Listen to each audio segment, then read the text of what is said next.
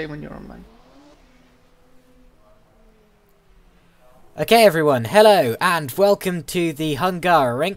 I'm your commentator for the day, as well as your cameraman for the day, Joshua Jones, and I am very much looking forward, however, to my first race on this channel, or on this series in general. So, on pole today, we're going to have Wopke Hoekstra, as we've seen so many times so far this season.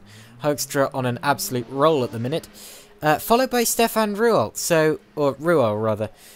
Ruo, there you go. Like Renault, yes. So the top two in the championship will be the top two in the actual order. Jonathan Holmes is going to be following them, followed by Roy Vigil and Antonio Hreljanovic. So a very, very competitive top five. It's almost the top five in the championship, really. I mean, Holmes in reality is fourth in the championship and third on the track. Vigil and Hreljanovic slightly further down the championship orders, but still a very competitive top five in the order. In the starting order for this race. Here at the moment is a 6-minute warm-up session where the drivers will just be getting used to the setup that they're going to be starting the race on. Race fuel, race starting tyres, so forth. And this is the last chance that the drivers get to see the track before they have to go at it as a proper attacking first lap of the race situation, apart from, of course, the single warm-up lap that we're going to get, the single formation lap that we're going to get before we actually get the race started. But you get what I mean. This is the last proper session that the drivers get before the race. Go on full screen. Sorry about that. You can hear me. Hey guys, I'm helping our new broadcaster here, so. Yeah, thanks for that, Menno. Menno Clont, just getting me sorted out because I have absolutely no idea what I'm doing, as you just saw by my camera work. That'll improve as the stream goes on. Press tab. Press tab. Press tab. Right, what'll that do? Oh, hello. Okay, well, I can see who's who now. Okay, and with plus and minus. Yeah, I can move up and down through the order. Yes. And cameras you change with, I believe, page down, page up, home, and end. Yeah. And with insert maybe. Yeah, I've used these before. What does that number above his name mean? I mean, that's the ping. That's the internet connection. Ah, the internet connection. Right. That'll make sense. I think I personally, when I do the cameras for the Megans, I use a lot of onboards.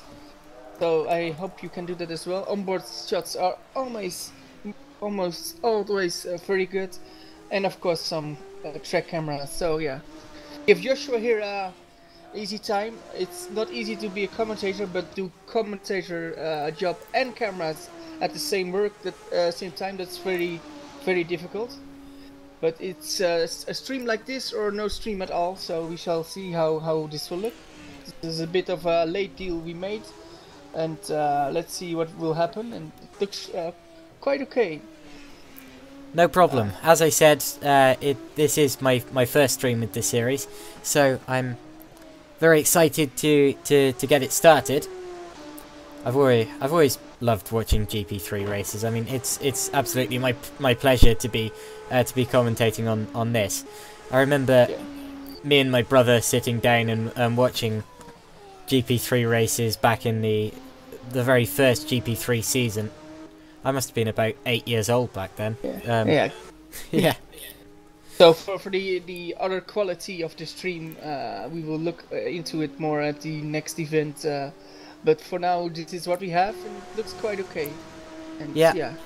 I'm afraid we don't have any of the overlay you're used to seeing, but I hope that that won't matter too much.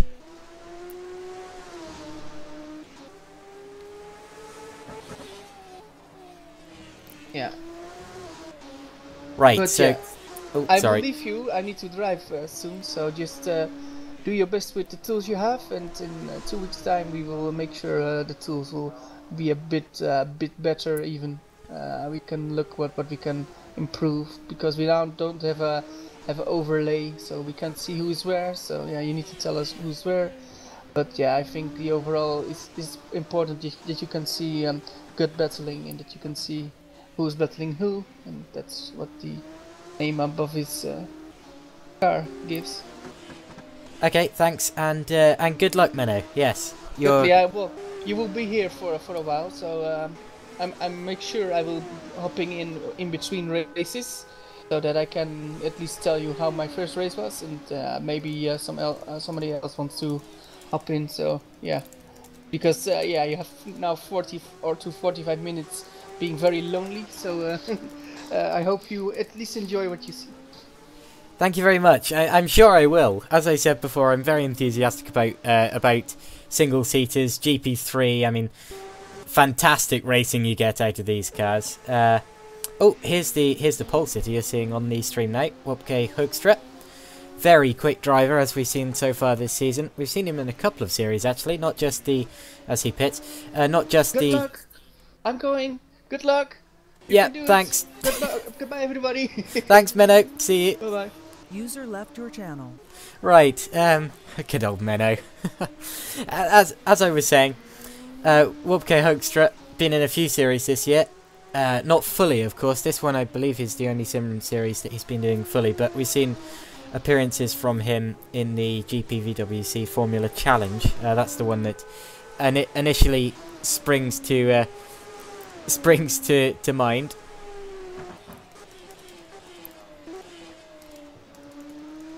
Just trying to read through a few of the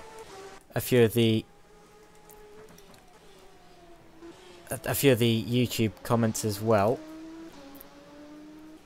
I will be replying to some of them that I find relevant later on in the stream, as many as I can. So feel free to post some comments. One that I've already noticed is from Flies, and he says that it's already a success if there's a stream. So yeah, this is actually the first round of this series that we streamed in about 8 rounds. I mean, I believe the last one we streamed was round 3, when I hadn't even heard of this series yet, and now this is round 11. So I'm afraid you have missed a large chunk of the series. Just to give you an overview of what you've missed since then, actually, we've been to Silverstone, Monza, Montreal, Brno, the Nürburgring, Suzuka, and Sepang. And the championship order is now Hoekstra, Ruhr, Olsen, Holmes, Brewer, Hruljanovic, Shepard, Lindberg, Klont, and De Vries. Of course, not all of those drivers doing the full season. Sven De Vries hasn't driven since Monza, so, and I don't think he's in this one either. And of course, Chris Shepard and Daniel Brewer have missed various rounds this season. In fact, Stefan Ruhr, who is second place in the championship at the moment, actually missed 2 rounds he missed the 2 rounds at Monza, so who knows what he could have done otherwise. And the 2 winners of the last round at Sepang were Jonathan Holmes in race 1 and Wopke Hoekstra in race 2. So I hope you don't mind me checking the time quickly. It looks as if we've seen the checkered flag in this brief warm-up session. So the next thing we're going to see is the warm-up, the formation lap to the grid, and then of course the actual race. So certainly plenty more to come in this stream. We have 2 races for you to enjoy today, and I'm sure it'll be absolutely cracking.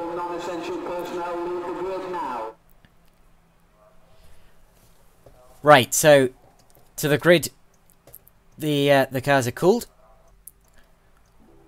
Menno Klont, the first one to actually load onto the start grid, and now as we're just getting the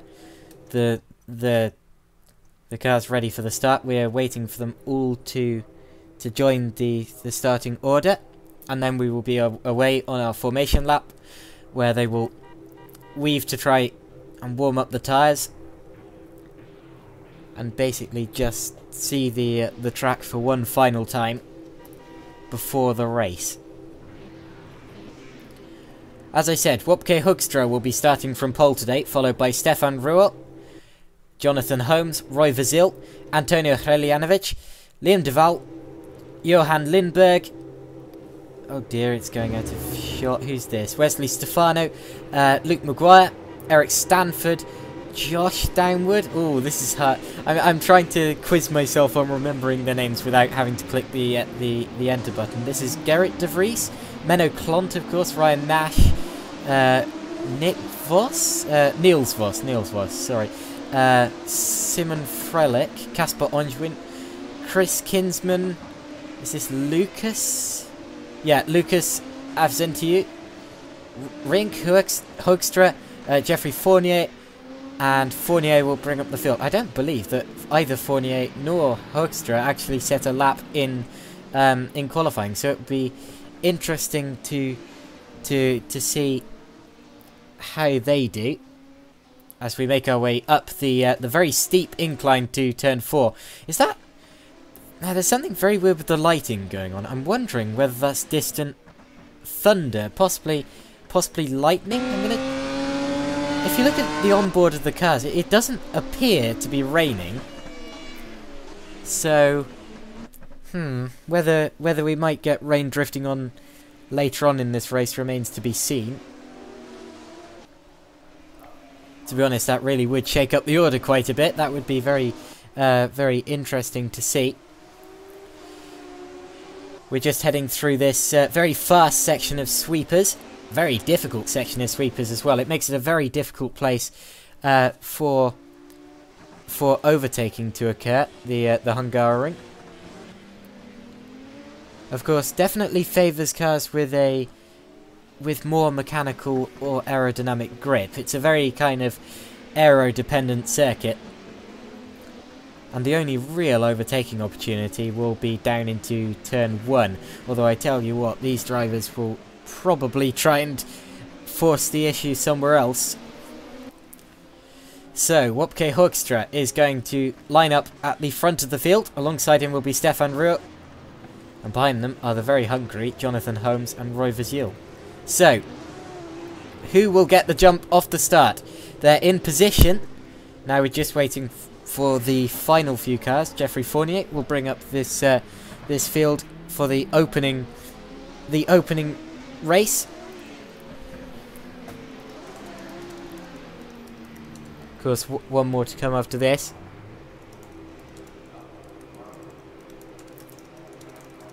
Now we wait for the lights.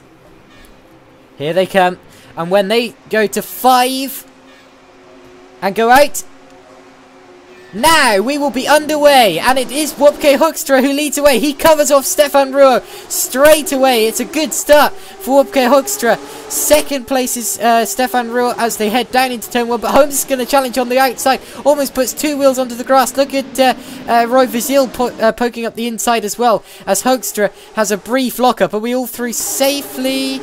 I believe we are. So a good clean start so far. Vazil has now got past Holmes. Oh, as a car goes very wide and off the course slightly in the background. That'll be...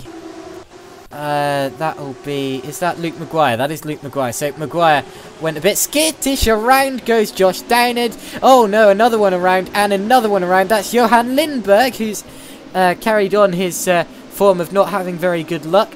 Casper Onjwin has obviously been off somewhere.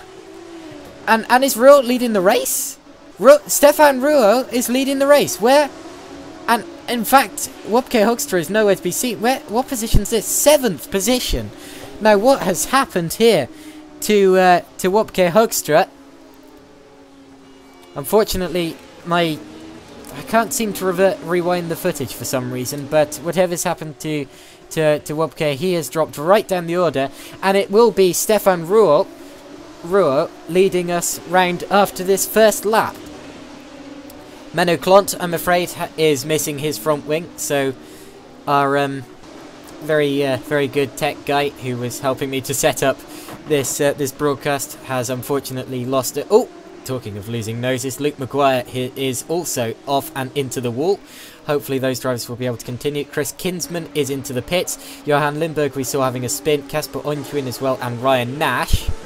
As Jeffrey Fournier is going to challenge to the inside of Riank Hoekstra down into turn 1. He indeed pulls that position. That is for 14th place, but they're going 3 wide ahead of him. Look at that.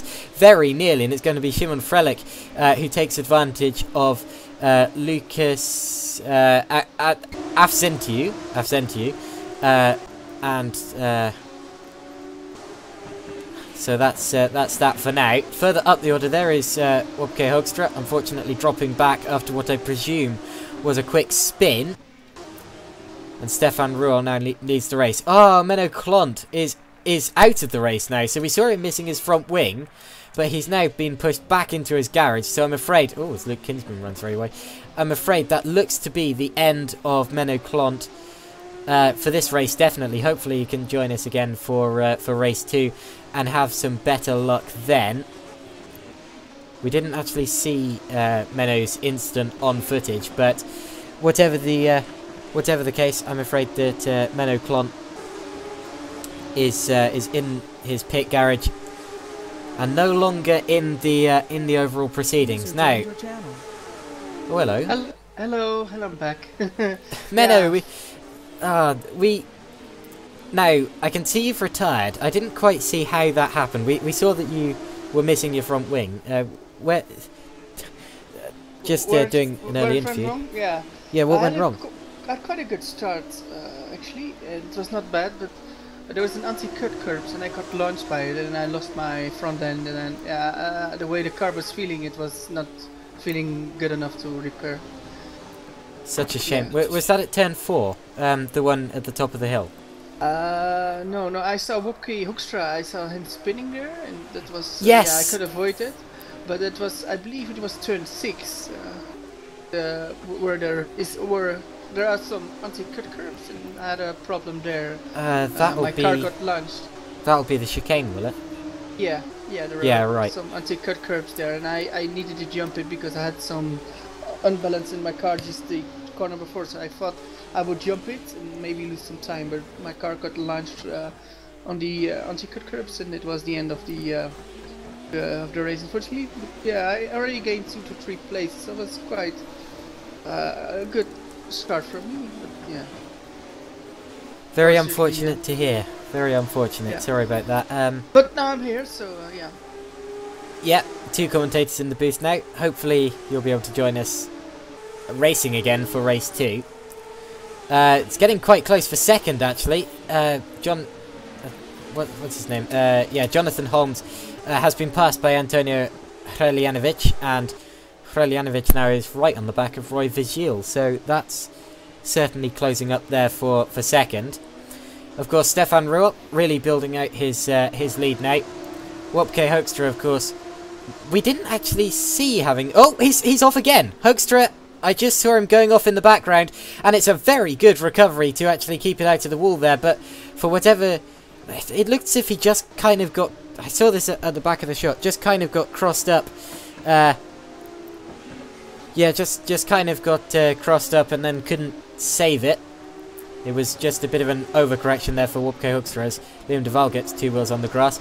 Johan Lindberg, I believe, is out of the race because he is typing in a YouTube stream. Indeed, there he is in the pit garage, so I'm afraid Johan Lindberg is out of this race early.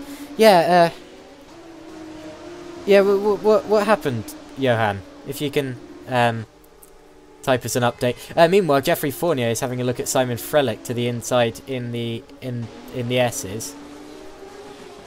Down into the right-hander just after the S's, and Frelich's gone off actually, just runs slightly too wide, and I believe he'll have to concede that to Jeffrey Fournier. He does indeed. He ran out over the grass and loses a bit of momentum.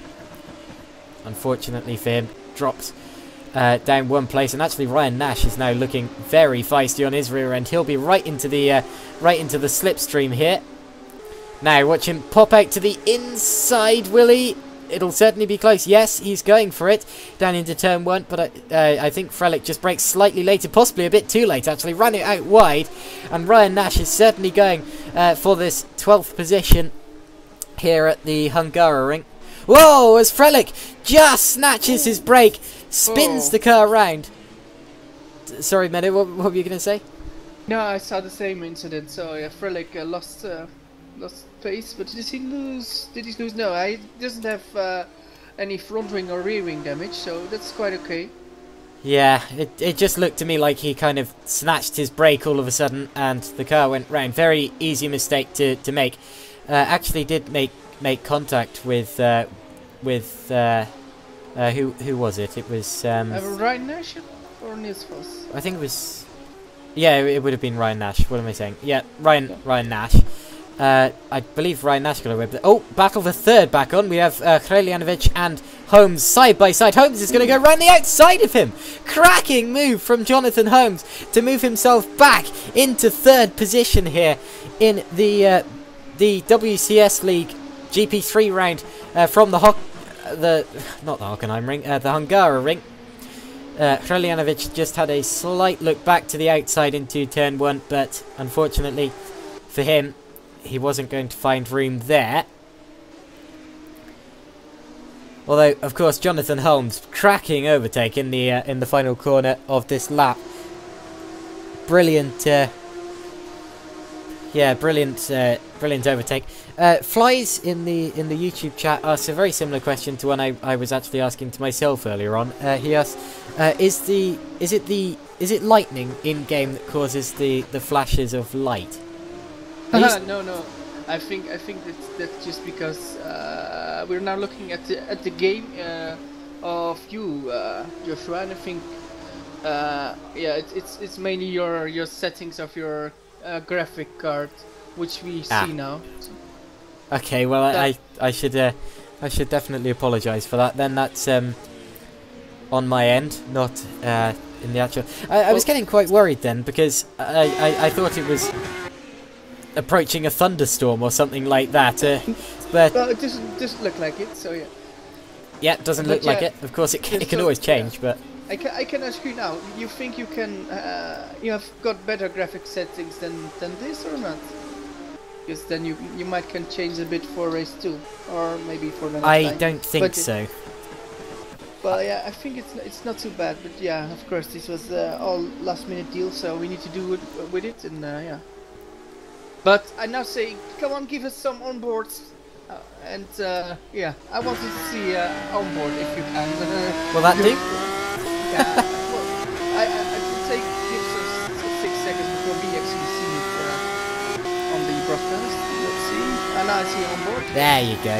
Onboards are very cool. You can see also the steering input of a driver. You can see like Holmes has a bit of a different input as who's this behind? I think it's Hrelljanovic. Yeah, it's Hrelljanovic behind. Yeah, he's because he's the guy behind. He's got a little bit different steering. He's trying to attack more, while the defending driver is maybe a bit different on the wheel. And yeah, then an onboard gives a good insight of that. It was a bit loud actually. I could barely hear you over the sound of the engine. I'm wondering whether the YouTube chat could hear. Maybe I should just shout a bit harder, like hello. Yeah, that'll do. By the way, you should go on board with I think it was Jonathan, because I think he's lining up a move on Roy Verzal. He is indeed. I was actually spotting that through the final sector of this lap. He was certainly taking different lines to Vigil, just trying to get the momentum and get the switch back through. He comes to the outside of turn 1, trying to force Vigil into a mistake. He's going to. Oh, Vigil covers the inside line very well there. Now go on board with number 4, because you can see number 2 and 3 battling from the cockpit of number 4. So that's actually what I most of the times am doing. Then I can see number 4. I can see 2 guys in front of me. Yes, we're on board with Antonio Hrelljanovic now. He's looking for mistakes at this side.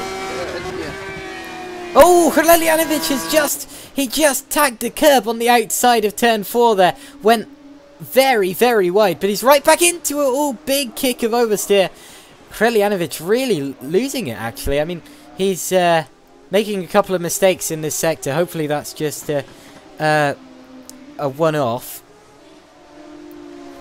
Johan Lindberg, meanwhile, types, I got dive-bombed and squeezed in turn 2, and mayhem after turn 4. My luck as always. Yeah, unfortunately, very sorry to hear that, Johan.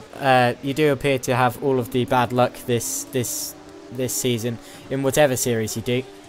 I remember my very first commentary actually was on the GPVWC Formula Challenge round at Kota, and I remember Lindberg going side by side with another driver for the lead through the S's before spinning out. So yeah, unfortunately, that's very Johan Lindberg's luck-ish.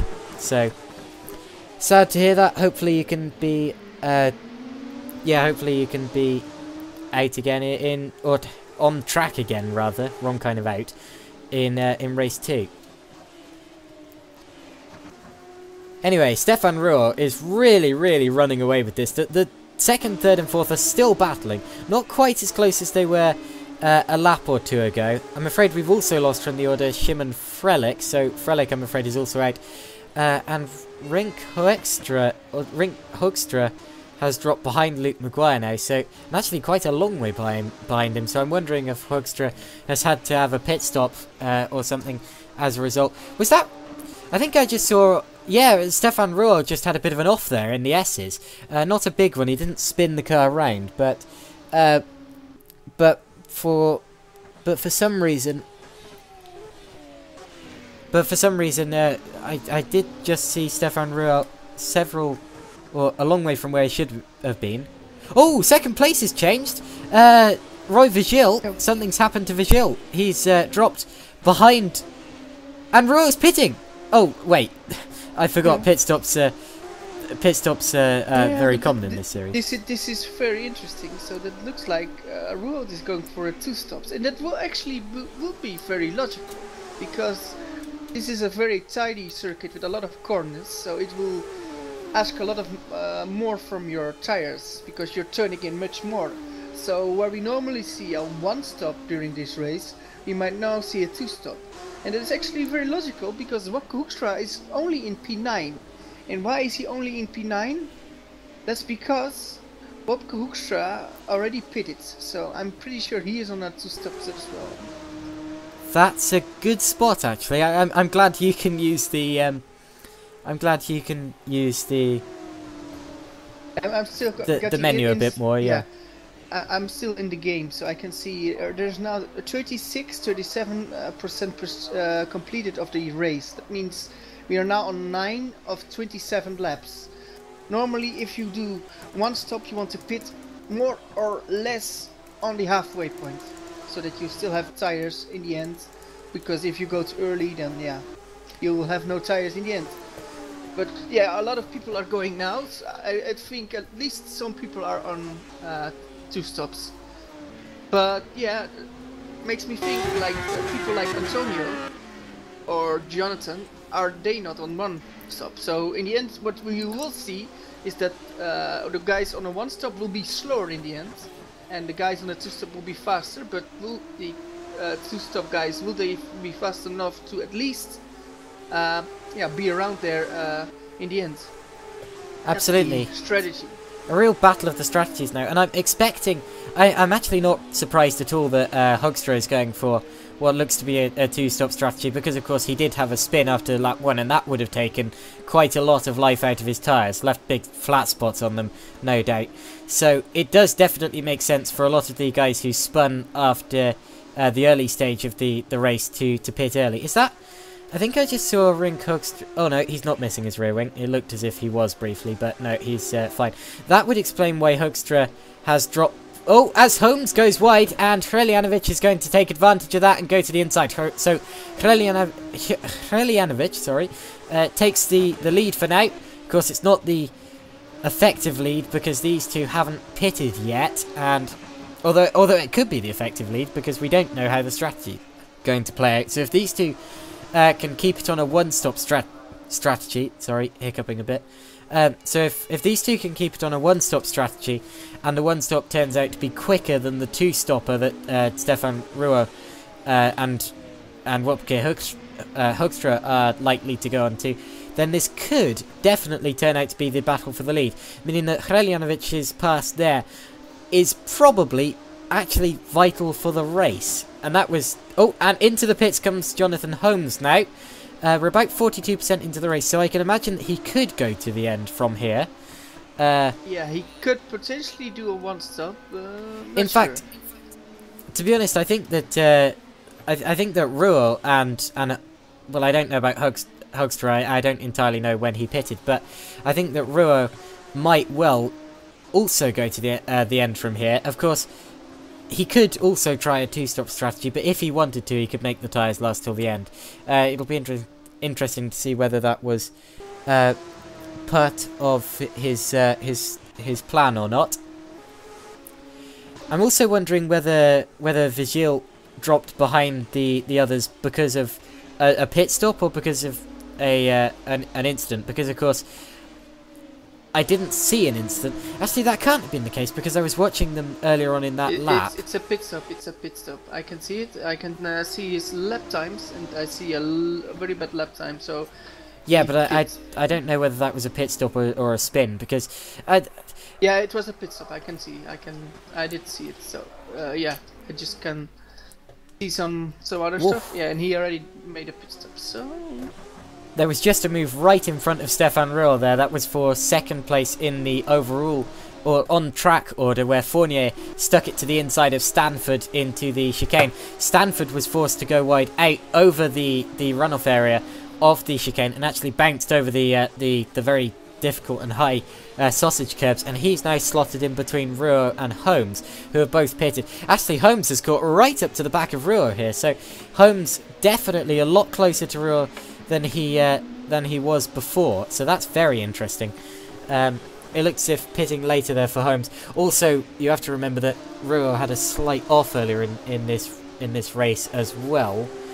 But whatever, that's allowed Holmes definitely to catch up to the rear of Hoekstra a bit more. Hreljanovich and Fournier have stayed out a lap longer, as has Stanford. So they're the three drivers in the top 5 now that haven't pitted. But I'm expecting pit stops to come from them soon. Of course, we will see a stop from every driver in this race. I'm also going to go through the order quickly and see who's on what tyre. Now, Fournier is actually on the harder tyre, the white wall compound. So I'm wondering whether he has made a... No, he can't have made a pit stop. That would have put him ahead of Ruhr on road. So Fournier must have started on the harder compounded tyre, which is interesting. Obviously going for the longer stint early. Actually, Stanford is doing exactly the same. Sorry, were you going to say something there? Let's see. Yeah, Antonio is doing very well. He's now pitting, so he's for a one stop because we're now on halfway. So he's for a one stop. Where will he come out? So yes, into the pits, as you did say, was Antonio Hreljanovich. I'm going to watch Jonathan Holmes because he was the driver that Hreljanovich had just got ahead out of, actually. In fact, Hreljanovich is only on his way now, so he's lost a lot of time here to his rival Jonathan Holmes. That's what we want to see, because that's the thing I'm just thinking about. Like Janovic lost a lot of time. That's only because the others quit earlier, and so they went on faster, while Antonio went longer on the tires and actually was slower. The thing now is, will Antonio will not pit again, I'm pretty sure. But what will happen with Holmes and Ruholt and Fournier? Do they need to pit again? And like, if the top 3 doesn't need to pit again, like Ruholt, Holmes and Fournier, will they have the tires in the end? So I think it's still all to play for Antonio, but he now lost some time on the rest. But that might be will be better in the end. Sorry. Yes, absolutely. I'm afraid. Oh, yeah, I'm afraid I just saw Luke Maguire, I believe, retiring from this race. I did indeed. So we've lost our 4th retirement there. What I was going to say was that Geoffrey Fournier, of course, started at the back of the field. So of course he went for the a different strategy to everyone else, just to try and get that upper hand. That's why he went on to the harder compound earlier, rather than the softer compound. And he, I believe, hasn't stopped yet. Well, he hasn't stopped yet. Oh, yeah, yeah. As Ro goes to the inside, down into turn 1, and gets through. Now, he needed to do that quickly because he's now put a car between himself and Fournier. And of course, those two were the cars that were close on track and in the effective results. Fournier, though, actually taking a look back at him. Of course, he doesn't have to move over for Holmes here, because as he is effectively lower in the order, he is actually still on the lead lap in terms of on track. So although he is running slightly wide here actually, so Holmes might well challenge to the inside of the chicane, and Jonathan Holmes does indeed go to 2nd. But that has given Ruhl some time now, because Ruhl, of course, was helped there by the fact that he managed to put a car between himself and his rival Jonathan Holmes. So Ruhl able to extend his margin slightly there, but that has I tell you what, that gap's already come down slightly as in the next sector. So Dan ESC types, wow, amazing passing in the chicane. We've seen quite a lot of it this race already. Actually, there was quite a lot on the first lap. I know that there were a couple of incidents there as well. Of course, we saw Eric Stanford in. What, sorry? Oh, Stanford in. Right. Okay. So Eric Stanford, indeed, into the pits. He, I presume, will be going to the end on this softer component tyre. Yeah, he's on the softer compound, so I presume he'll be going to the end. Let's see where he comes out. So he'll be in 9th position so far. He'll come out about there actually, because there's just in front of Garrett. Yeah, there's no one else really anywhere near him. Garrett de Vries, the next closest car, in 10th, but he's quite a way down the straight now. There is Wopke Hoekstra running 6th. Of course, that's 1 position ahead of the last place I saw him in, so gained 1 already. The top 2, however, Ruhr and Holmes, closing up again. I'm pretty sure that gap is closer than it was here a lap ago. So I'm going to keep an eye on these top 2 for the rest of the race. Fleiss types, just my opinion, it's actually a bit easier to follow with the game overlay. We see laps positions and stuff, and indeed I agree with that. Here we go, move for the lead. No, 2 weeks we have an overlay.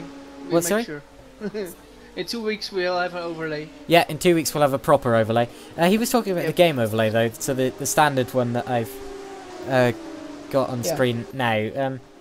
To be honest, I find the same. It's just that a lot of people disagree with that. So for now, I think I'll keep it off. But we'll have a proper overlay in a couple of, well, in 2 weeks. So I will give him an internet link. Our mate, was it Fliss? Because I believe we've got some live timing somewhere. So I will give it to him. But you just commentate, and I will. Okay, thanks, Menno. Yeah, right. So the top 2, as I was saying, as we headed down the start-finish straight towards turn 1, got a lot closer than they were. Ruhl, it looked like they were closer than they actually were, because Ruhl went defensive. That was just trying to break the toe of Jonathan Holmes, so he wasn't really going defensive. He didn't think that Holmes would be close enough to actually challenge down into turn 1, as Streljanovich moves ahead of Fournier, who is still yet to stop. That's for 3rd on the road.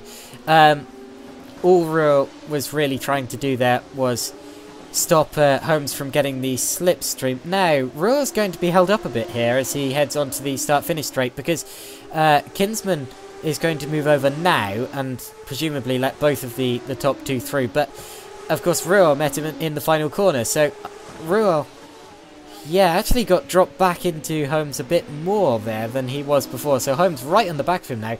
Might even be able to challenge him this lap. Indeed, he's going to... No, well, he just had a think about it heading down into turn 2. No sort of heroic slash daredevil dive bomb down into turn 2. That's the mark of a mature driver. But whatever the case. I'm wondering a bit there. Like, Antonio is catching a bit, but not too much. But how will the tires of the top 2? How will they be in the end? Because it's 10 laps more, and well, in the end the tires will be really on the end. And if tires are on the end, it will mean you're 1 to 2 seconds slower. So you can have the same input in the car, but the car just goes 1 or 2 seconds slower. You drive in the car and you want to turn in, but for some reason there is no grip in the front and no grip in the rear. So Antonio is still he's still there because he's got 1, 2, 3 laps fresher tires. So that I think that would mean his tires will go in a shitty stage 2 or 3 laps later than the first. Yes, indeed, yeah. So, to be honest, they went about 40 laps on the softer tyre. So, they will probably be able to go. Well, they will definitely be able to go longer than that on the harder tyre. To be honest, I think that if they're sensible with these tyres and they don't do any big lockups or spins or anything like that, they should be able to make it to the end easier than we're making it sound. Again, tyre wear is definitely a talking point in all single seater categories, but I don't think it'll be that much of a problem here. Really, it was just about making the tyres work in the original stint. Did you already mention that? I see Lucas is out. Lucas, I've thanked you. Well, there was a time I could easily say those names, but today I'm having all sorts of problems. Oh, Wesley Stefano is out. What's happening with Wesley Stefano? He's out. He is. He crashed. Where is that? Unfortunately, I can't rewind the time for some reason. Turn 7. He went into the barrier and he lost his front wing, so he is out. Well, such a shame there for both Lucas and Wesley. So two fewer cars in this race, I'm afraid. We never like to see anyone DNF from a race such as this, but unfortunately that has happened this time. Holmes getting very, very racy on the rear of Ruhr down into turn 2, as he did last lap. He just keeps on suggesting to Ruhr that he might have an attack soon, and that's what you need to do. A lot of the time it's about sort of intimidating your opponent rather than actually launching a move. Launching a move is just a last gasp attempt, but really what you should be doing in times like this, with about 30% of the race still remaining, is just trying to force your opponent into a mistake. Of course, Antonio Hrelljanovic isn't quite catching them quick enough to be a challenge just yet, and probably not towards the end of this race either. So you will lose a lot more from an overtake that goes wrong, as we've seen a couple of times, than you will gain from getting past your opponent now. So it's all about just trying to intimidate them and assess when the time is right. Okay, Drivers, we've got 8 laps to go. Sorry to interfere. We've got 8 laps to go, and Antonio is still catching the rest.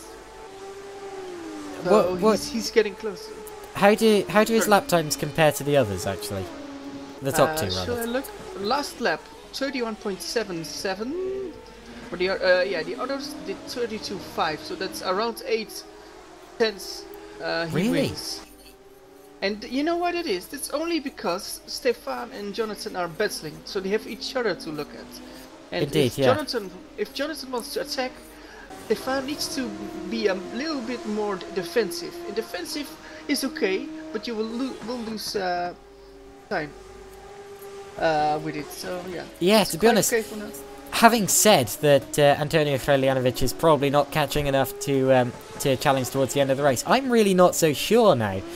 We've got, what, 7.5 laps remaining, and catching at that rate, I know it won't be the same rate every lap, but if he's that much quicker over a lap than these two, while these two are battling, then to be honest, Antonio really could be a challenger towards the end of this race. He'll certainly be one to look out for. 4th place, I should note, is still Roy Vigil. Of course, he was right up in that battle earlier on in this race, but due to some unknown incident or spin or something. Oh, Roy Vigil spins! Why you say that he spun? He spun. No, Roy Vigil's fine.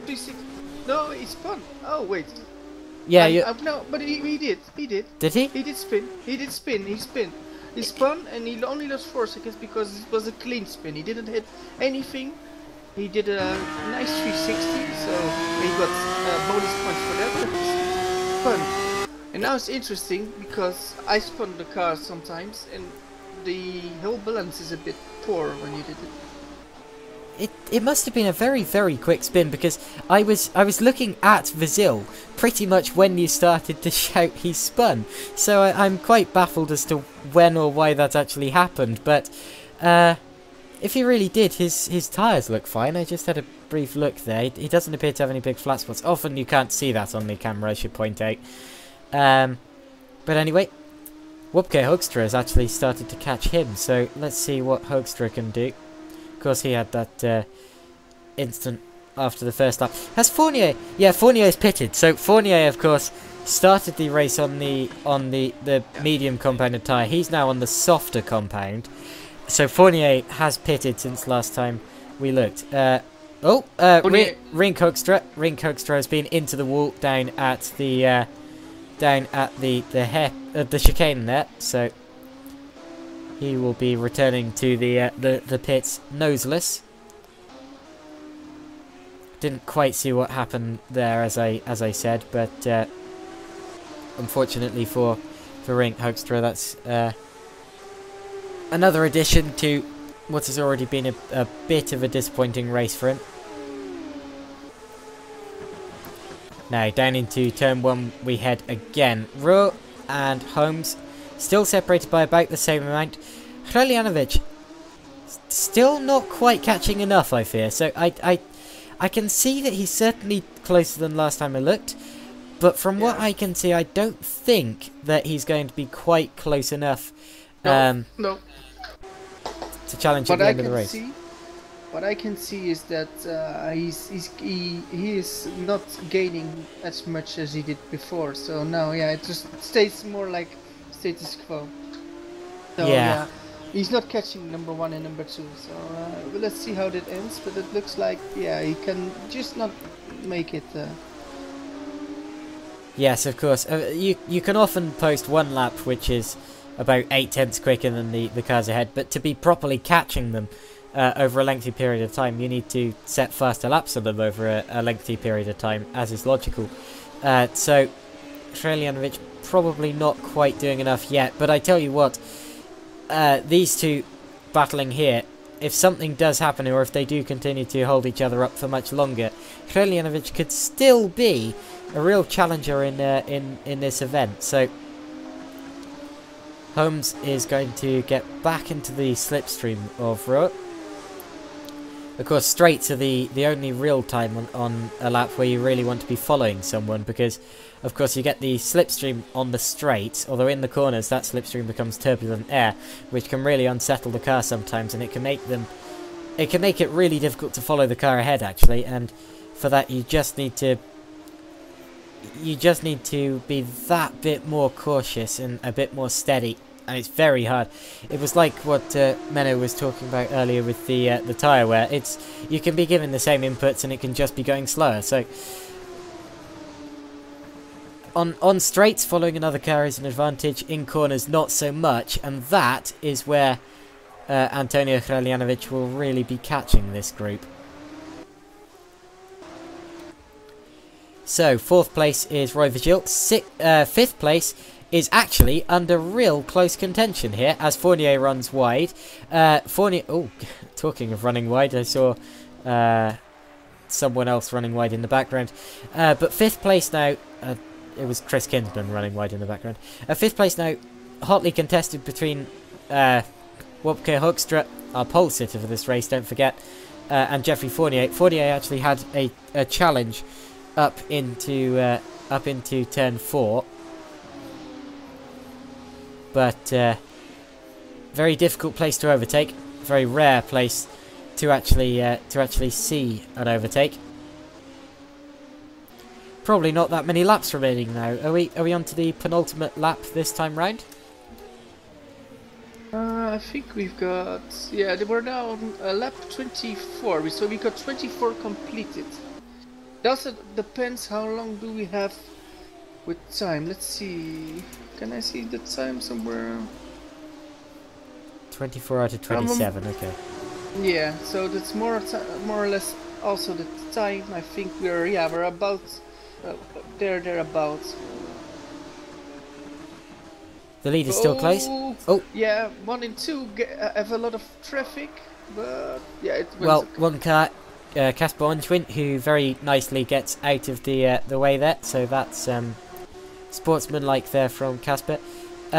Fournier now has got past Hoekstra, so I didn't see where that happened, but Fournier is up into 5th position. So Geoffrey Fournier now 5th. Wopke Hoekstra in 6th. Fournier, remember, came up from the back of the grid, so this is a cracking performance from Geoffrey Fournier in this race. More traffic. Oh, that's Ryan Nash missing a front wing. So Ryan Nash has obviously had some kind of incident somewhere on the circuit. But and actually that's going to affect Antonio Hreljanovic, because he's going to reach the traffic in a good place, so never mind. But anyway, more incidents. A lot of these incidents I'm not catching, and for some reason I can't rewind the footage, but whatever the case, I'm going to watch Hreljanovic here trying to get past Casper Onjwin. Hopefully it all happens fairly and cleanly. Actually, need to happen here. Onjwin placing his car in the middle of the road, coming down into turn 3 rather. Very hard to get out of the way there, but nicely gets out of the way down into turn 4. Hreljanovic possibly lost a little bit of time from that, but you can't really blame Onjwin that much. It was all relatively fair there. Liam de Volt running in 7th position. 8th at the moment is Eric Stanford. 9th is Josh Downard. 10th is Gerrit de Vries. 11th is Niels Vos. 12th will be Casper Onjwin. 13th, Ryan Nash, who has recovered after his nose change. 14th will be Chris Kinsman. 15th, and the final point at the moment, will be Ring Hoekstra. And after that, in fact, we have the DNFs. So every car now that will finish this race will get a point. For a driver sidelined quite early on, that probably makes it quite disappointing for you, actually, Menno. Knowing that you probably could have scored points, or almost definitely would have scored points if you'd finished. Yeah, well, yeah, that's the thing, huh? And I mean, you can always crash. Yeah, well, I could have had points. Yeah, I shouldn't have crashed. I mean, it was a bit unfortunate how I crashed, but on the other hand, I crashed, so there was no skill from me to save that. Otherwise, yeah, I would have just continued. But yeah, it's okay. Ooh. Sorry, yeah, I was going to say it happens to the best of us, but whatever happened there, Jonathan Holmes had a little look up the inside of Stefan Roth down into turn 3. Oh, as he gets banked very wide at turn 4. Just kind of over-rotated slightly, got onto the grass on the inside, and now Ruot has really started to get away from him, and Antonio Hreljanovic is He's cutting across the inside of the chicane there. What? Because we finished. Yeah, it's a bit strange what's now happening. Oh, the race finished. Yeah, we finished because that's the thing of the whole thing. We had it earlier. The game says we still have one lap to go, but the that's what confused me. I was counting the laps, and yet the game times tick down. So the race. Never mind that then. Stefan Ruhl is our winner. Sorry about that, everyone. That was very confusing. Jonathan Holmes was second. Antonio Hrelianovic was third.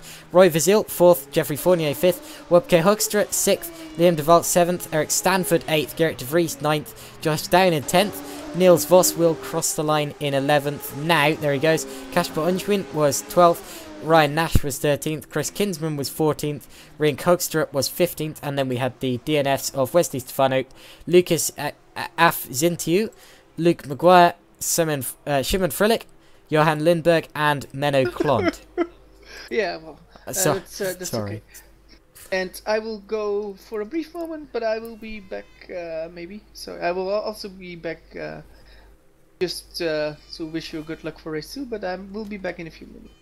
Thank you very much, Menno. Indeed, we're all going to have a break before race 2 now, so I'm going to go and have a quick drink of water and so forth. Hope you enjoyed that first part. Stay with us for the second part. We're going to have I think it's a shorter race anyway.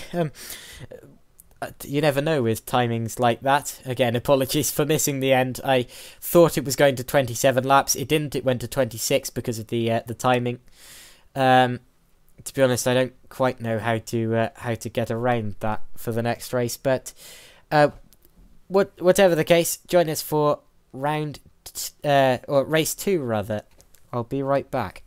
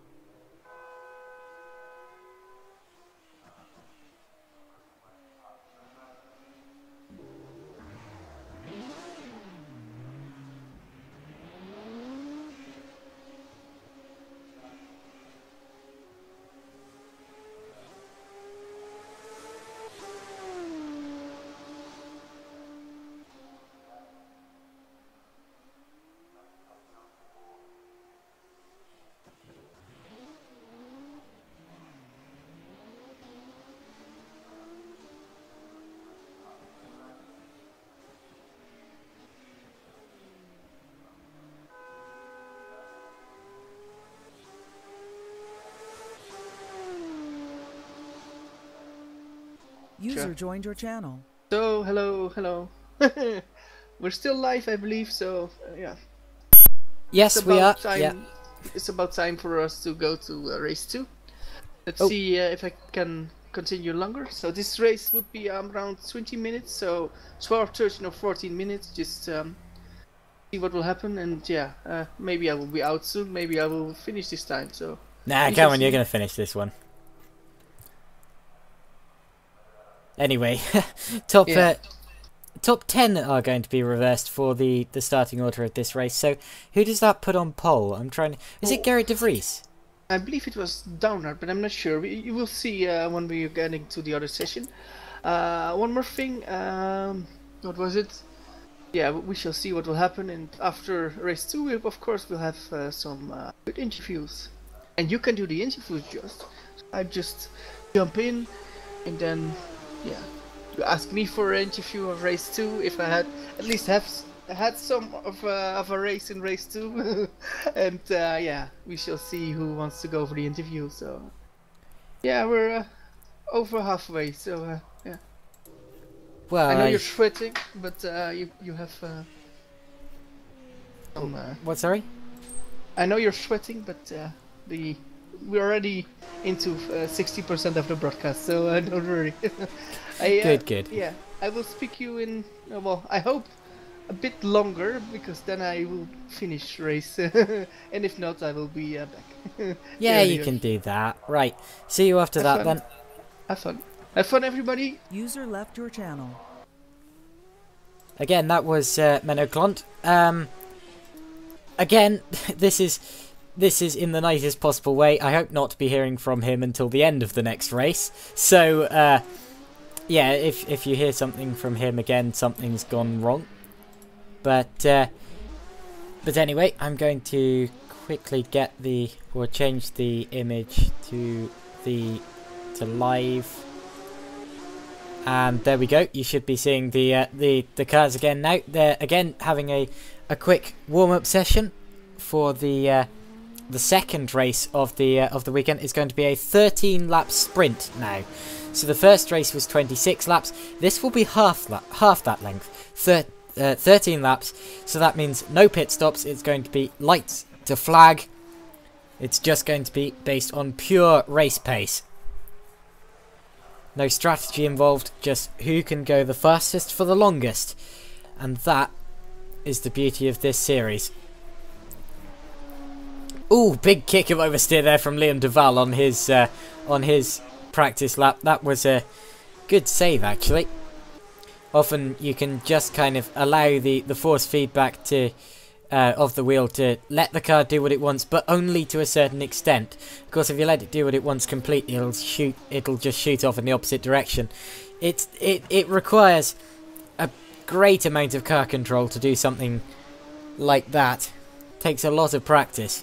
Of course, as a rookie, your instinct is just to pull hard in the opposite direction on the steering wheel, and a lot of the time that can cause you to overcorrect and go shooting off the road in the other direction, backwards, and at a track like this, in a place like that, probably finding a wall as well.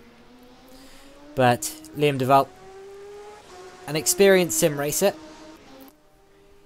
as just proven.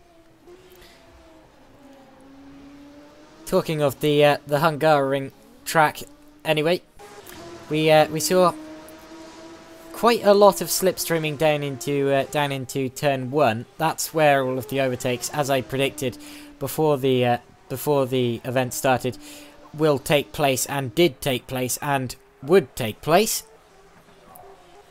before you head down into the left-hander hairpin at turn 2. It's only a long radius hairpin though, so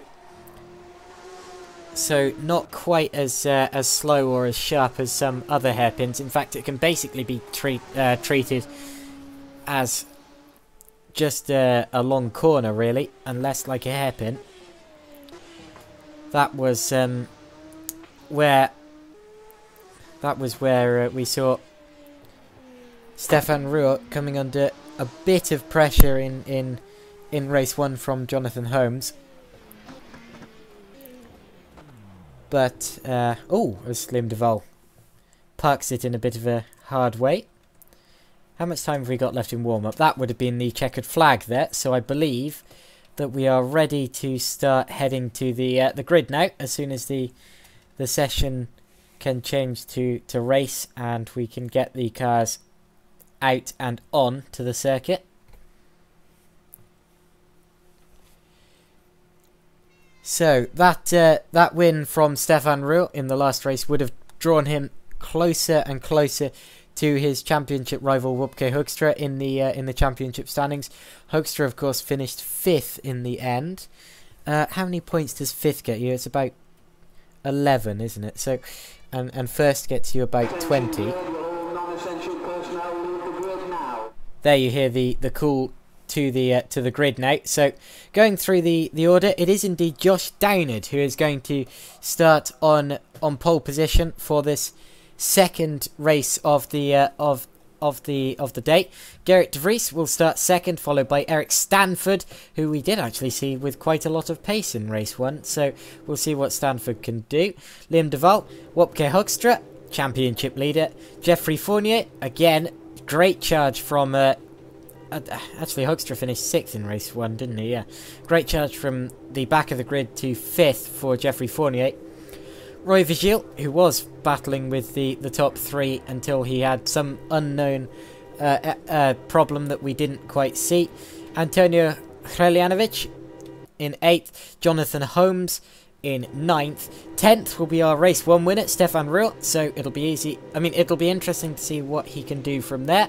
Niels Voss will start in 11th, followed by Casper Unschwin, Ryan Nash, Chris Kinsman, Rink Hoekstra, Wesley Stefano, Lucas Avcentiu, Luke Maguire, Johan Lindberg, Menno Klont, and that will be the lot. So 20 cars on this field, and Menno. Oh yeah, he is starting. I was worried there. I was worried why. I was worrying why he wasn't starting, but he has started the car now. So it's going to be Josh Downard, who we didn't really see much of in race 1, starting from pole in race 2. And it'll be interesting to see how long he can stay up the front. Looking at the tyres, actually, I'm quite surprised because I think, yeah, Gerrit de Vries is going for the harder tyre, as is Stanford and Hoekstra, in fact, and actually quite a few of these cars. It appears to be about half of them going for the harder tyre. So a lot of these drivers thinking that the softer tyre will probably go off towards the end of this race and opting to start on the harder tyre. In fact, Josh Downard's doing the same. I don't think that loaded in at the start of this formation lap. It looks like the lead car on soft tyres will be Liam Duval, so that'll be interesting to see. Indeed, Liam Duval will be the highest car in the order on soft tyres, so keep an eye out for Duval at the start here. Duval is likely to be strong at the first part of the race, but if the other drivers' tyre choices are to be trusted, then the soft tyre will likely go off towards the end of the race, and those drivers will want to have built themselves up enough of a buffer to stay ahead of the hard-charging, harder compound drivers. And Josh Downard might well be in the prime position to capitalise on that later on in the race. We'll see. So it will be Josh Downard leading from the front of the field, but for how long? Will it be down into turn 1, or will it be the entire race distance? We'll see what he's capable of, as well as we'll see the likes of Gerrit de Vries starting alongside him, and behind them Eric Stanford and Liam Duval, top soft tyre runner. Now, the leaders are in position. We're just waiting for the back of the grid. Menno Klont is going to be the last car to line up, which he does so now. So, watch for the lights. You'll see them on the left side of the screen. There they are. When they all come on and then all go out, we will be underway. Now, off we go, and it's a brilliant start from Gerrit de Vries. He's going to pop to the inside of Josh Downard. Actually, no, he isn't, because Downard covers him off. And De Vries is going to have to go to the outside of turn 1. Will he be able to drag his way right around the outside? I'm afraid it doesn't look like he will be. Look at Liam Duval getting up the inside here. Duval definitely getting in on it, and he's going to be on the outside as they head down into turn 2. Will he be able to go right around the outside of him? He's certainly not got the grip to yet. So, Liam Duval not quite finding the way through. Are we all through cleanly? Meadow Clont's out again. And also out, I'm afraid, is Luke Maguire, who pulls off at turn 2. Chris Kinsman and Casper Ungerin, I believe, have also been caught up in the accidents. Is everyone going to make it through turn 4? Okay, I believe that they are. As Rian Kugstra is going to go to the inside of Stanford. What's Stanford doing this far down in the order? He started 3rd. So something has happened to Eric Stanford that's put him right down the order from where he was. And I'm afraid Stanford has been put right down the order. So it's Downard that leads from De Vries, Duval, Fournier, Vigil, Hurljanovic. Who is this? This is Holmes, Hoekstra, Nash, Ruhr, Voss, Hoekstra, the other Hoekstra, that's Rian Kugstra. Stanford, Stefano, who appears to be quite a long way off the course. Lindberg, Afzentiu, and Onshrin and Kinsman. So, also... Oh, I said that Maguire was out. So, as we head down into turn 2, watch Liam Duval. Liam Duval right in the slipstream now of Gerrit de Vries. Popping to the inside of turn 1. Will he be able to out-drag him and out-break him? He does indeed. So, Liam Duval up to 2nd place in this second race of the WCSLeague GP3 Series here at the Hungaroring. And now watch Fournier on the back of De Vries. Fournier definitely looking racy there. And is he going to challenge later on in the lap? De Vries actually leaves his braking too late into turn 4 and goes off and wide. I don't know how much track limits is being policed this weekend, but anyway, Fournier pops to the inside of the chicane. Not quite far. Oh, who's that going off? That was that Hurljanovic? That was indeed Hurljanovic. Down to 7th now after he just dives across. Oh, I'm hearing crashing sound effects. That's never fun. Who just went off? Rian Kugstra. So Rian Kugstra missing a front wing, unfortunately. So that's what happened there. Liam Duval now is really catching Josh Downard for the lead of the race on Duval's softer tyre. Of course, he will be hoping to get past Downard and build up a buffer earlier on in the race for when his tyres possibly go off later on in the race. Also watch Fournier and De Vries for 4th as Fournier goes to the inside of turn 1. They bang wheels as De Vries just wiggles a bit under braking. Slightly hits Fournier's car, but they both seem to have got away with that. Okay, Fournier is going to have the inside. Also, the leaders are side by side as Duval dives to the inside of turn 2, and it looks as if he's just going to be able to go through there. So, Duval takes the lead through turn 2 from Downard, but will Downard be able to get him back at turn 4? He pulls to the inside. Downard is not going to be able to outbrake Liam Duval there, and it's Fournier 3rd, De Vries 4th, and Holmes has got ahead of Vigil. Whoa, that was tough. Oh, and off ahead there goes Gerrit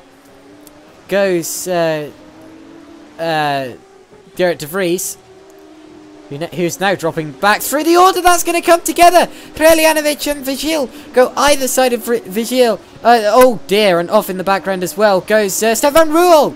Stefan Ruhl, our race 1 winner, has spun and goes into the wall. So a very bad time for that team, and he spins again trying to get it going. Absolute carnage. You weren't wrong there, Fliz. As you predicted in the YouTube chat that race 1 would be carnage. Mayhem is the word for this. My goodness. So Ruhl now drops to the penultimate position of cars left, still left in the race, in 17th position. Gerrit de Vries also dropped down to 13th. But my goodness, what drama we just witnessed as Hurljanovic and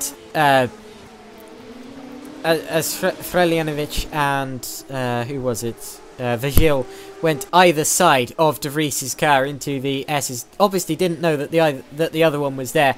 Just turned in and crowded Garrett de Vries, and unfortunately they all came to blows. To be honest, it's tremendous that it wasn't bigger. I was expecting a much larger incident there, and I'm very glad that that isn't what we got. I believe I also heard more crashy sound effects, so I'm just looking down through the order to see if anyone else is missing. Hoaxter, have you still got your nose? You have indeed. Yeah, okay, I wasn't hearing crashy sound effects. After all, look at second.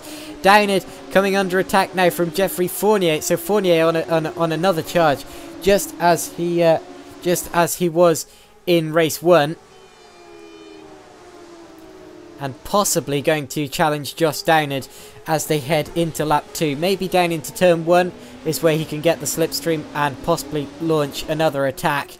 That tends to be definitely the prime overtaking spot on this track. Also look at Jonathan Holmes up to 4th place. He started 9th on the grid. That's a good start from Jonathan Holmes as Fournier takes a look to the inside of Josh Downard there, but he's just trying to basically set himself up. Odd line for setting himself up though. He's actually coming under attack now from Holmes, and Holmes is possibly going to. No, he's not going to dive it to the inside. He knows Fournier better than that and sees that Fournier is braking late enough to keep the position. So Fournier still 3rd, Downard still 4th, and Holmes still 2nd rather, and Holmes still 4th. You'll notice the differing lines through turn 2 there though. As Fournier took a much tighter exit, trying to get the slingshot effect onto Downard as they went round turn 3 and onto the straight up towards turn 4. Now, as we head back into the S's again, this is the part of the circuit where you don't expect a move to be made. This is just about keeping close to the car ahead of you, not making any mistakes, and trying to make yourself close enough for the drag down to turn 1. Of course, drivers can set themselves up for moves absolutely miles before they actually pull the moves. Now, talking of Liam Duval earlier, I said that he would be wanting to pull clear of the field behind him and start pulling away, but I tell you what, he hasn't really been doing that. He certainly hasn't been romping away with this, as Fournier actually touches the pit wall there, trying to get up the inside of Downard. That's not going to work, so he goes to the outside, snatches a break, and that is not going to help his momentum, actually. I wouldn't be surprised if sooner or later he comes under attack from Holmes, but whatever the case, he's attacking before he gets attacked as he goes to the outside, forces Downard now to the outside, but Downard covers the inside very, very well through turn 2 there. And Downard is going to keep 2nd place as they head onto the straight. But look at Fournier, who is trying to look any which way to try and stick his nose up the inside. Of course, the outside's all very good for getting yourself alongside the car ahead, but actually pulling the move is the next step. And this isn't allowing Liam Duval to get away from them, interestingly, as further behind, Strelinovic almost had an attack at Holmes there. These two are certainly getting close. So keep a close eye there. These top 5 really not getting away from each other. Strelinovic runs a bit wide again. Actually is going to challenge down into... Oh, that's a tough move. And that was... I could see that wasn't going to work. But to be honest, made me wonder for a second, because it was certainly done with conviction. But anyway, onto the start and finish straight again. You can see Duval going defensive already. So Duval, possibly, we're not even halfway through the race yet. So as Fournier gets over the grass, and Downard is going to look to the inside of Duval, and Duval is going to have to go defensive now down into turn 2. Doesn't cut across the nose of Downard, so that's all clean and fair. They almost bang wheels through turn 2. They do. Or that was nose to rear contact there, but they do slightly touch as Downard is just trying to get under the gearbox of Duval. Somehow Duval isn't getting away from this group, and as they head through turn 4, oh, Downard, oh, I thought he was going to launch to the inside of turn 5 there. My goodness, this is tough, as Fournier is going to now look to the outside. the outside of Downard. No, that was not going to work there. Look at this. These top 5, they couldn't be separated with a knife. Look at this.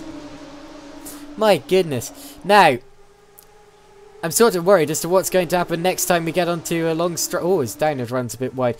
Onto a long straight because, as Holmes is going to launch himself to the inside of Fournier for third, he's going to overcook it. Oh, I thought that Holmes was going to spin there. So Holmes made sure to attack in a place that he knew Hrelljanovic was strong, just to try and catch Fournier off guard and see if he could get through before Hrelljanovic attacked him. But whatever the case, that didn't quite work there. Now look at Downard. Oh, Downard actually made a mistake out of the final corner there, and he is dropped behind Fournier. Now Fournier moves up to second, and Holmes is going to attack as we head down into turn 1. Holmes to the outside.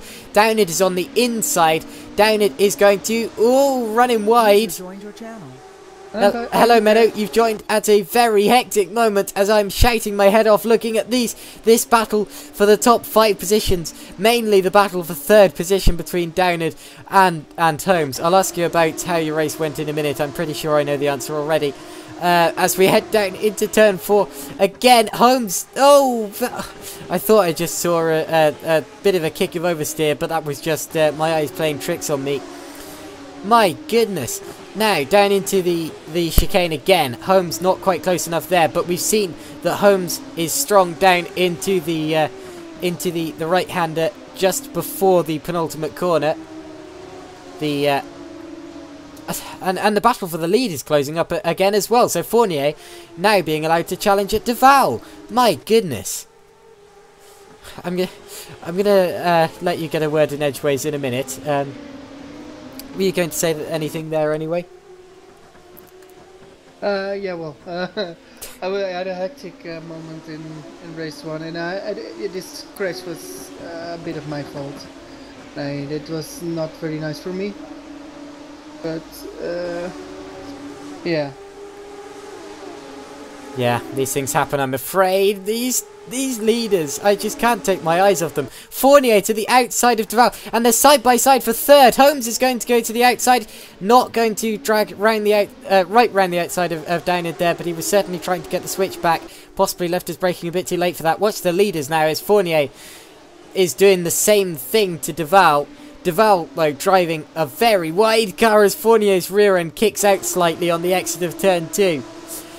And this could go any way. Any of these top 5 could win this race. We're only 65% of the way through this race. And Fournier now is going to challenge down into the chicane. Duval saw that coming though, and if he hadn't done, I wonder whether Fournier would have launched it to the inside and whether he would have taken the lead there. He certainly looked close enough. He was right under the gearbox of Liam Duval's car as they head through the S's again. And it's all going to kick off as we head down towards turn 1 this time. Wait until that. Actually, we might not need to wait until that. Watch what happens down at the penultimate corner.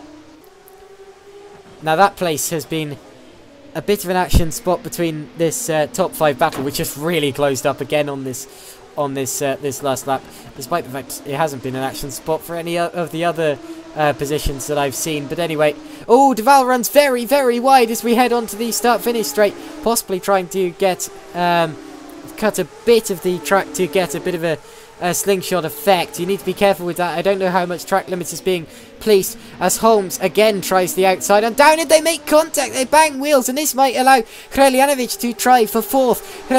Hrelljanovic is going to also go for 3rd while he's at it. They might go 3 wide, there's contact as Holmes spins. So Holmes tried to launch it to the inside of Downard as they headed through turn 2 and just clipped the rear end. That was never going to work, I'm afraid. And there's more contact for for position 3 between Downard and Hrelljanovic. And they're side by side for the lead. Fournier is going to the outside of the chicane, although Duval drives it perfectly within his limits, keeps it on the line, on the lines, and keeps it on the road. And Duval has just proved unpassable at the minute. So Liam Duval still is still is somehow in the lead of this race, followed by Geoffrey Fournier, who's going to poke his nose to the outside of the penultimate corner and get the switch back. He's setting this move up from a long way back. Oh, I'm wondering whether he's thinking about possibly going side by side up until turn 1. But whatever the case, he's dropped back for now, although gets again under the gearbox. That's the difficulty of getting so close to the car ahead through the final corner. You sometimes have to back off and get a bad run onto the start-finish straight, but he's got a good run onto the start-finish straight and a good run through it. He's going to look to the outside again. It's so hard to pull overtakes in these cars, as you can see by this cracking racing that never seems to get anywhere, as Fournier challenges to another position that is again going to be the outside line. Every single way they look becomes the outside, and no one can challenge, or no one can pull an overtake. They're all challenging, they're all threatening, and yet no one is doing.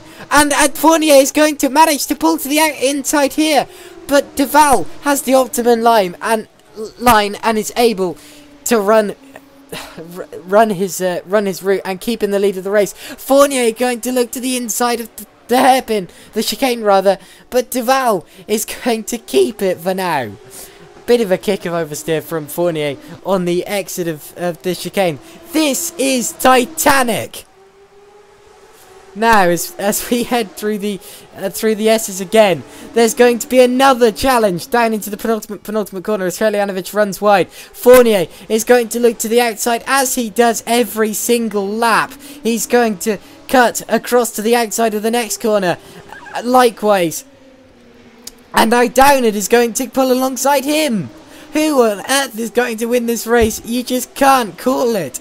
But at the moment, Liam Duval is doing all he needs to keep in the lead of this race. Absolutely fantastic. Again, pulls to the inside to try to cut the toe of Geoffrey Fournier, who will be able to launch into turn 1 this time. Downard to the inside of Fournier, but not quite.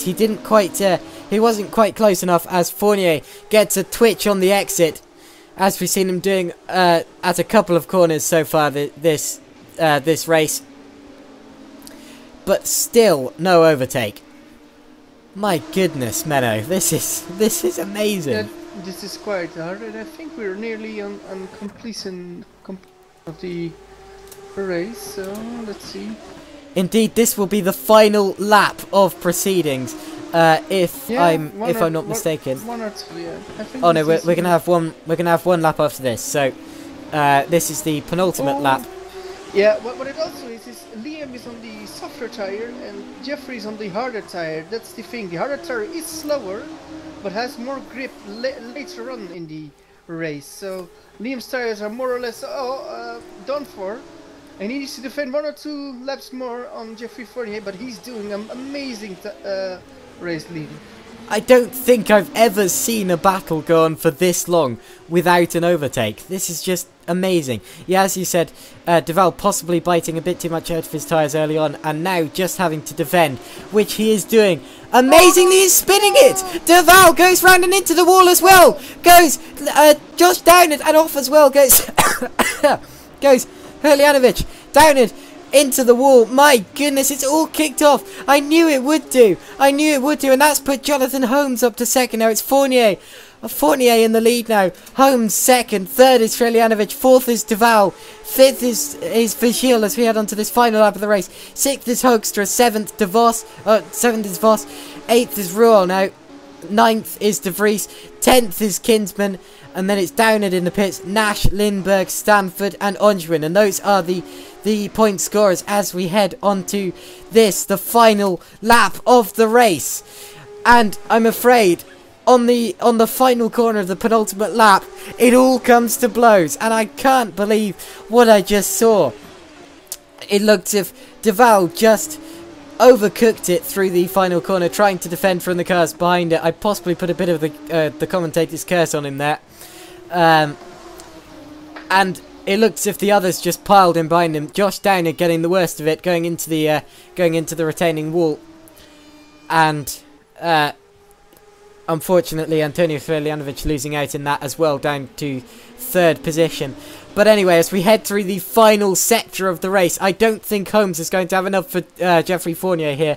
Fournier is just going to be able to hold off Holmes around the final corner here.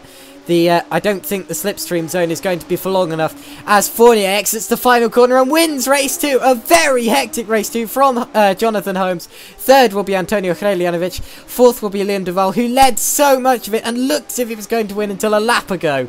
Wopke Hoekstra is going to come home in 5th position. 6th is going to be Niels Voss, followed by 7th Stefan Ruhl. 8th will be Chris Kinsman. 9th Ryan Nash.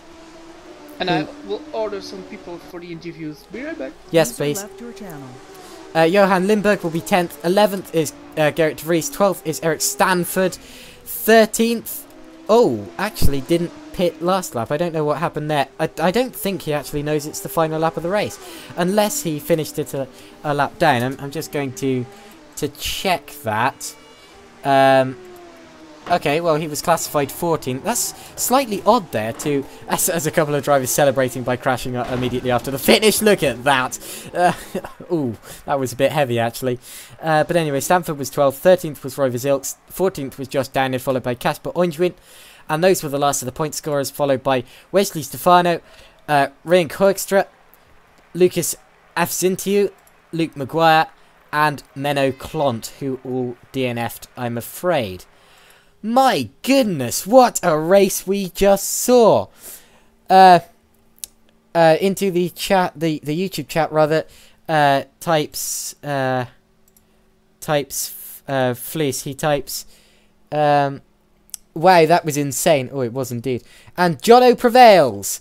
So, indeed, a race win for Jono, as he says, or Jeffrey Fournier, rather. And utter chaos. Right, so we're just waiting for the first of our interviews. Now. Menno, I believe, is going to be rounding up a few of those. So just hold tight, and we'll be able to get a few people in. Of course, I've already asked Menno what happened to him. Of course, we didn't see his accidents in either of the races because I was too busy concentrating at the front of the order. But anyway, Menno, any luck? Yeah, there's some on the way, I believe. So yeah. Good. In the meantime, yeah, let me make from this moment a bit of a excuse to Mr. Luke Maguire. I hit him in before turn 1, and that caused chaos, and was not good for my side, of course. And yeah, I'm very sorry.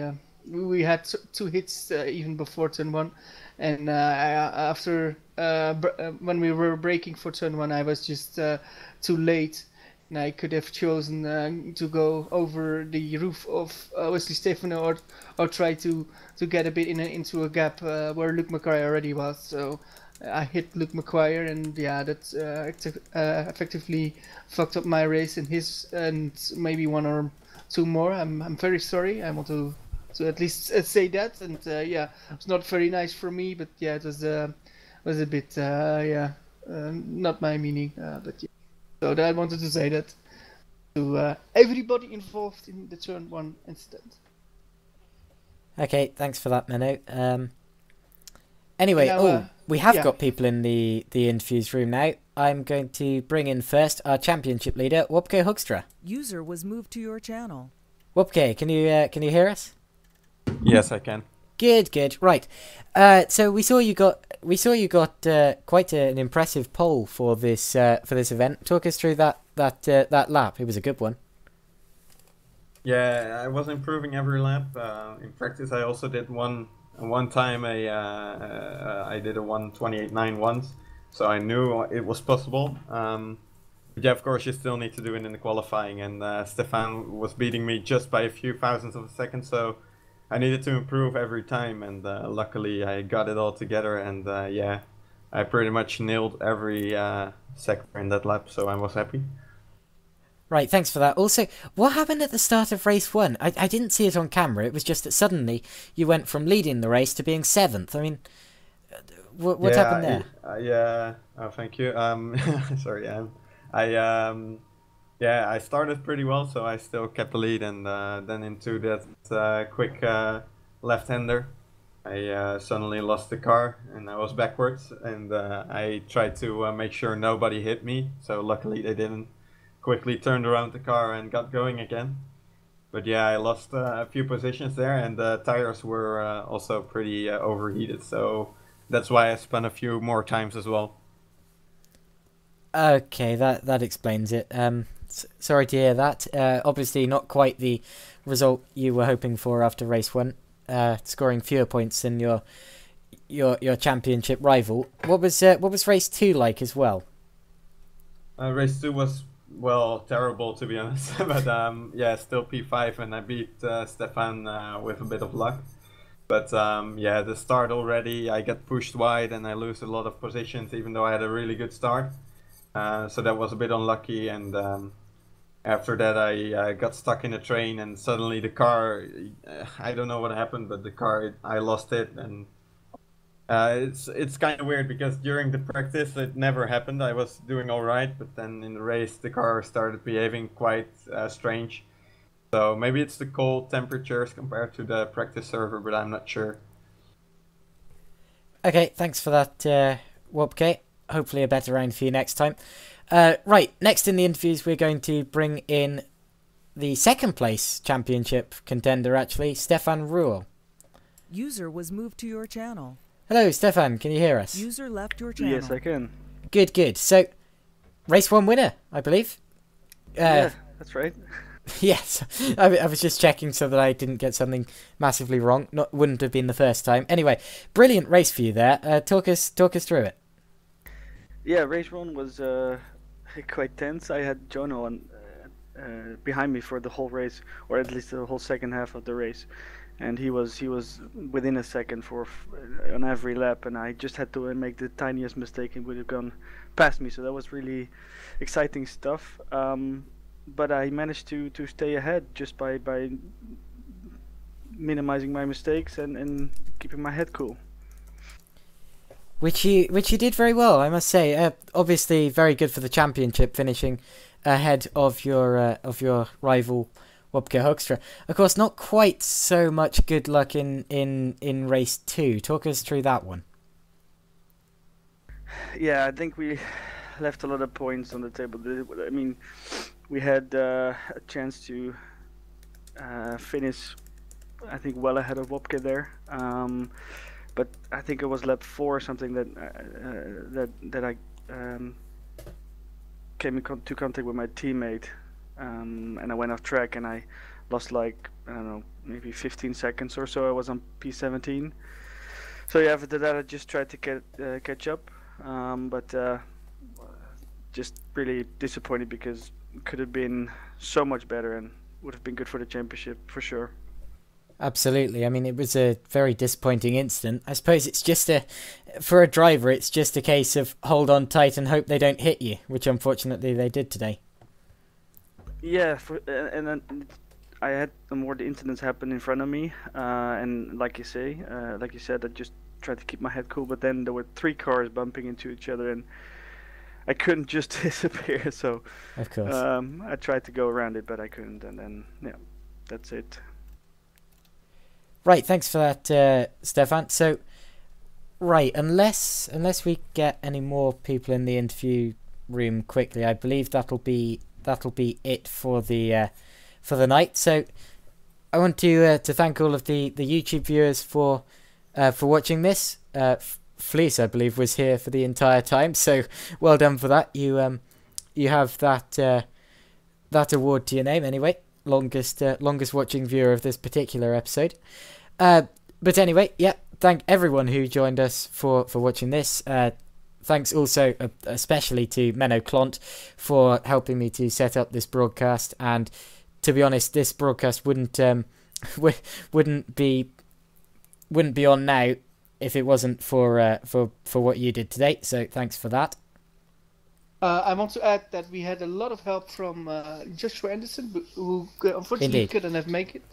But yeah, I want to have for everybody also in the chat a big applause from Joshua Jones here, because he did an amazing job. I mean, it was very tense. We weren't sure, but he did it. So big applause for you. So yeah, thanks, well Menno. That you did it, and hopefully in 2 weeks We might have a co-commentator then, and at least we can improve some things. So maybe we'll have a good overlay so that we can see where everybody is. And yeah, up to you. Again. Yeah, that's fine. I tell you what, I'm sort of glad you stepped in race 1, because I know that I wouldn't have been able to do the whole of that hectic race 2 if I'd lost my voice after race 1. But anyway, yeah, that was an absolutely chaotic race. But whatever the case, I will see you in the next round in 2 weeks' time. So see you then. Goodbye, everyone. Bye bye.